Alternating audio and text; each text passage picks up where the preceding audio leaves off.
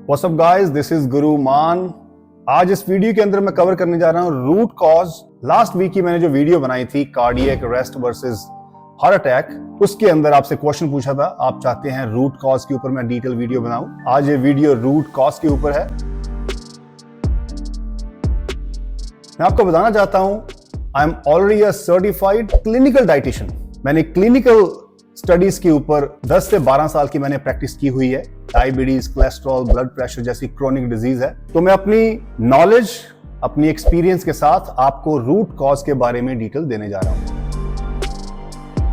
Heart disease, जिसको हम बोलते हैं कार्डियोवैस्कुलर डिजीज, ये बहुत ही कॉम्प्लेक्स है क्योंकि इसकी जो डेवलपमेंट होती है ये कॉम्बिनेशन है आपका बायोलॉजिकल, एनवायरमेंटल, लाइफस्टाइल फैक्टर, ये सारे इन्वॉल्व है इसके अंदर। हार्ट डिजीज होती है जब एक प्लेग जो है बिल्डअप हो जाता है आपकी आर्टरीज के अंदर। प्लेग का मतलब है फैट, कोलेस्ट्रॉल, कैल्शियम एंड और स्टिकी सब्सटेंस है। जब वो इनर वॉल आर्टरीज के अंदर बिल्डअप होते हैं तब क्लॉटिंग होती है, तब ब्लॉकेज होती है, तब हार्ट डिजीज होती है। हम उसके बारे में बात करते हैं। तो रूट कॉज की बात की जाए तो 5 मेजर फैक्टर है: metabolic cause, inflammatory cause, hormonal cause, lifestyle cause and toxin cause. तो ये 5 कॉजेज है, हम इसके बारे में समझते हैं one by one. Metabolic cause, जब आपका मेटाबॉलिज्म आउट ऑफ बैलेंस होता है, आपकी जो HDL है गुड कोलेस्ट्रॉल वो कम हो जाता है, आपका LDL जो बैड कोलेस्ट्रॉल है वो बढ़ जाता है, आपकी ट्राइग्लिसराइड वो बढ़ जाती है और इंसुलिन रेजिस्टेंस, ये सारी चीजें आपकी आर्टरीज के अंदर प्लेग को बिल्टअप करती है।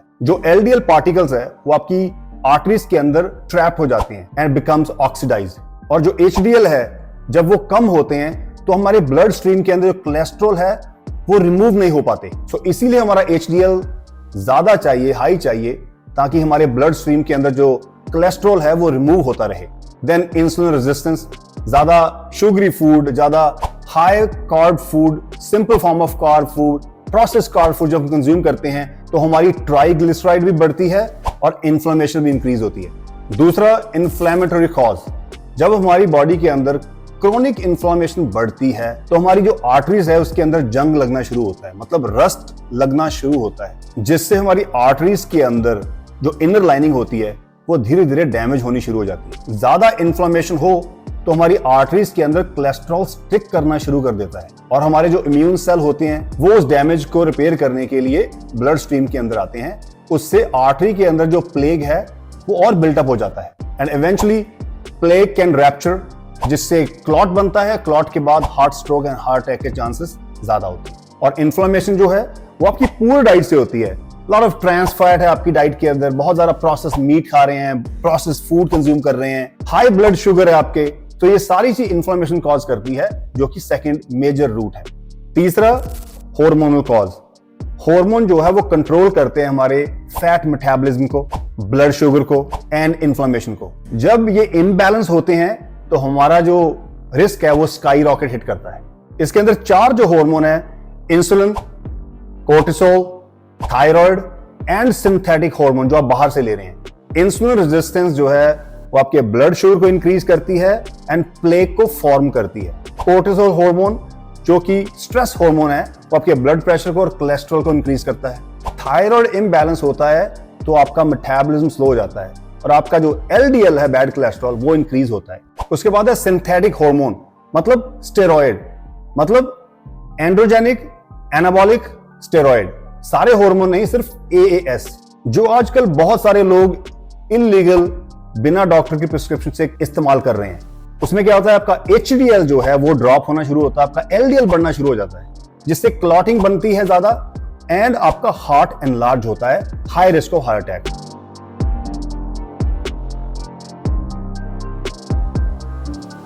तो हार्मोन इम्बैलेंस जो है वो आपकी पुअर स्लीप, पुअर डाइट से, स्ट्रेस से खराब होता है and this has to be fixed with proper activity. चौथा है लाइफस्टाइल कॉज। आपकी जो डेली हैबिट है ना वो आपके आर्टरीज को इंपैक्ट करती है डायरेक्टली, आपके मेटाबॉलिज्म को डायरेक्टली इंपैक्ट करती है। Unhealthy diet, lack of exercise and obesity.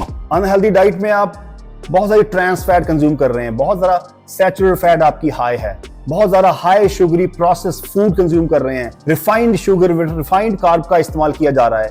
Lack of exercise reduce the circulation. आपका जो गुड कोलेस्ट्रॉल HDL वो ड्रॉप होता है, आपके जो इंसुलिन रेजिस्टेंस है वो इंक्रीज होना शुरू होता है। So workout fix everything.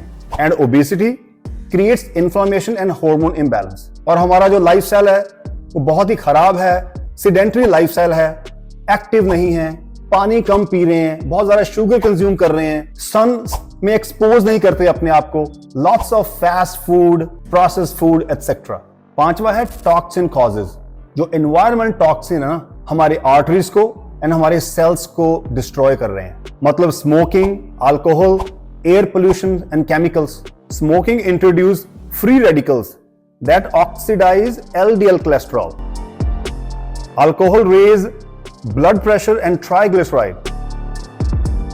Air pollution and chemical increase oxidative stress and inflammation.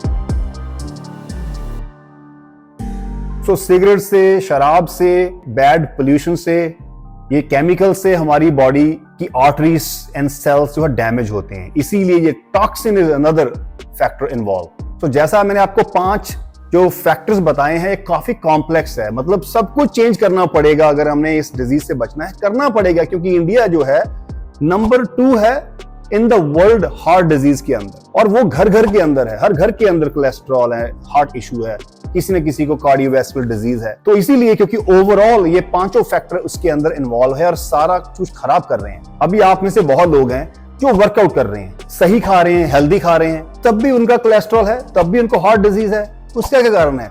चलिए अंदर चलते हैं, डाइट खोलते हैं कि क्या आप अगर डाइट सही खा रहे हैं तो उसके अंदर कोई गड़बड़ी तो नहीं है। तो हम कैलकुलेट करते हैं saturated and unsaturated fat. Fat 2 तरह की है, एक है saturated, second is unsaturated. Saturated के अंदर लिमिट है which is bad fat but we definitely need 20% and unsaturated is a healthy fat, we need 80%। So अगर आप दिन के अंदर 80 ग्राम फैट ले रहे हैं तो आपको लगभग 20% मतलब 16 ग्राम सैचुरेटेड फैट चाहिए एंड 66 ग्राम अनसैचुरेटेड मतलब हेल्दी फैट चाहिए। आपको चेक करना पड़ेगा क्या आपकी सैचुरेटेड फैट इनटेक ज्यादा तो नहीं है। चलिए कुछ कैलकुलेट करते हैं कि हम जो दिन के अंदर फूड खा रहे हैं उसके अंदर से हमें कितनी सैचुरेटेड फैट मिलती है। दूध के अंदर 5 ग्राम, योगर्ट के अंदर 5 ग्राम, बटर के अंदर 7 ग्राम, अगर आप घी और ऑयल इस्तेमाल कर रहे हैं 2 टाइम तो लगभग 18 ग्राम, पनीर के अंदर 10 ग्राम, होल मीट कंज्यूम कर रहे हैं तो 5 ग्राम, दिन के अंदर 3 होल अंडे कंज्यूम करते हैं तो लगभग 5 ग्राम, अगर 2 चम्मच पीनट बटर कंज्यूम करते हैं तो 2.5 ग्राम, अगर इनका टोटल करेंगे तो टोटल 58 ग्राम हुआ। इसका मतलब है 80 ग्राम से 58 मतलब लगभग 70% तो हम सैचुरेटेड फैट कंज्यूम कर रहे हैं। खा तो आप सही रहे हैं, देखिए दूध हेल्दी है, दही हेल्दी है, पनीर हेल्दी है, घी हेल्दी है, पीनट बटर हेल्दी है, अंडे हेल्दी है, मीट हेल्दी है, तब भी आपकी फैट सैचुरेट बहुत हाई है। तो हेल्दी का मतलब ये नहीं है कि आप जो मर्जी हेल्दी है तो वो आपके लिए अच्छा होगा। उसके अंदर जो फैट इंटेक ज्यादा है वो आपके एलडीएल नंबर को रेज कर रही है, इसीलिए आपके ब्लड रिपोर्ट के अंदर एलडीएल ज्यादा आ रहा है। तो आप हार्ट रिस्क में हैं तो आपको एलडीएल कम करने के लिए डाइट के अंदर से सैचुरेटेड फैट को कम करना पड़ेगा, क्योंकि एफडीए एंड हार्ट एसोसिएशन की तरफ से हमें 20% सैचुरेटेड फैट चाहिए और 80% अनसैचुरेटेड फैट चाहिए। तो कल आप अपने पूरे दिन की फैट को ट्रैक करना, उसके अंदर देखना सैचुरेटेड फैट कितनी है।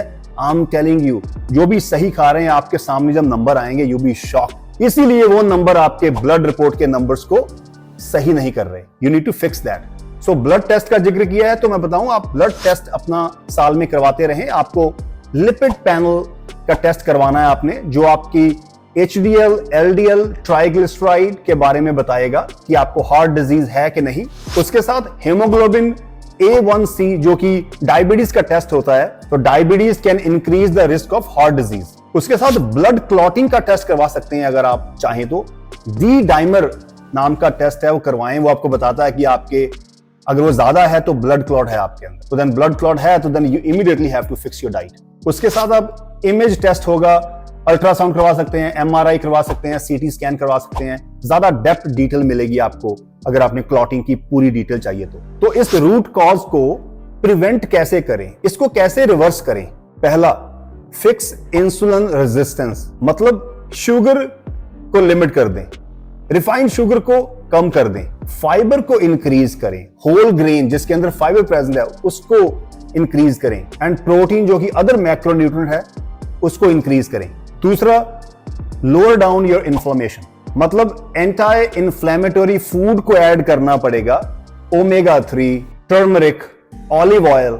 जैसे मैं ऑयल की बात कर रहा था कि घी के अंदर या दूसरे जितने भी सीड ऑयल है उसके अंदर सैचुरेटेड फैट ज्यादा है, तो ऑलिव ऑयल जैसा ऑयल है जिसके अंदर अनसैचुरेटेड फैट ज्यादा है, which is heart healthy actually. इसीलिए हार्ट के पेशेंट को olive oil is going to be good option अगर आपने रिप्लेस करनी है। अगर बहुत ज्यादा डेयरी कंज्यूम कर रहे हैं then you have to be careful using ghee because saturated fat goes high. Improve inner line of your blood vessel, उसके लिए आपको वर्कआउट करना पड़ेगा। नाइट्रिक ऑक्साइड इंक्रीज करना पड़ेगा फूड के थ्रू। आर्जिनिन जैसा सप्लीमेंट इंट्रोड्यूस कर सकते हैं। बीट रूट का जूस, ग्रीन्स, वेजिटेबल्स एटसेट्रा आपको ऐड करना पड़ेगा। Those all increase the nitric oxide, जिससे ब्लड वेसल खुलेगी आपकी एंड जो इनर लाइनिंग है उसमें ब्लड फ्लो इंक्रीज होगा। उसके बाद रिड्यूस कोलेस्ट्रॉल नेचुरली। मेडिसिन पर डिपेंड हो आप तो यू आर मेकिंग मिस्टेक। आपको अपनी ओमेगा 3 ऐड करनी पड़ेगी डाइट पे, आपको सॉल्युबल फाइबर ऐड करना पड़ेगा एंड ट्रांस फैट तो बिल्कुल कट करनी पड़ेगी एंड सैचुरेटेड फैट के ऊपर लिमिट रखनी पड़ेगी। That is important to fix this cholesterol thing. Then manage your stress. Stress है तो नींद नहीं आएगी, सोया नहीं जाएगा। सर योगा करें, मेडिटेट करें, अपने आप को एक्सरसाइज करें, उसमें आपकी स्लीपिंग फॉर्म बेटर होगी। मैग्नीशियम जैसा सप्लीमेंट इंट्रोड्यूस कर सकते हैं which is one of the most powerful supplement, magnesium glycinate etcetera. And last is quit smoking, reduce alcohol and reduce the toxins. तो ये थी मेरी वीडियो रूट कॉज के ऊपर डिटेल के अंदर। जाते जाते मैं आपको एक दो पॉइंट्स दोबारा बता दूं, इसके ऊपर ज्यादा फोकस करना। Saturated fat number has to be less, soluble fibre number has to be high. आपका सॉल्युबल का नंबर अप चाहिए तभी कोलेस्ट्रॉल जो ब्लड स्ट्रीम के अंदर से बाहर आएगा, और आपका सैचुरेटेड फैट का नंबर कम चाहिए तभी आपका जो एलडीएल बैड कोलेस्ट्रॉल है वो नीचे आएगा। इस सारे पजल के अंदर से अगर दो मेजर चेंजेस कर दें विद योर वर्कआउट और सैर या कोई भी एक्सरसाइज करते हैं, I am telling you, you will see the big difference. Alright guys, I hope you got the information. This is Guruman, over and out. Bye.